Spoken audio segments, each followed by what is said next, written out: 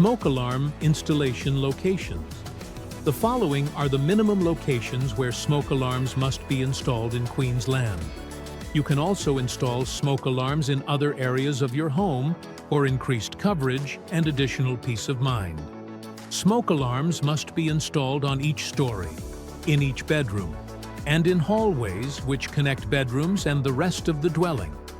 If there is no hallway between a bedroom and other parts of the story, a smoke alarm must be installed between the bedroom and open areas connecting bedrooms. If there are no bedrooms on a story, at least one smoke alarm must be installed in the most likely path of travel to exit the dwelling.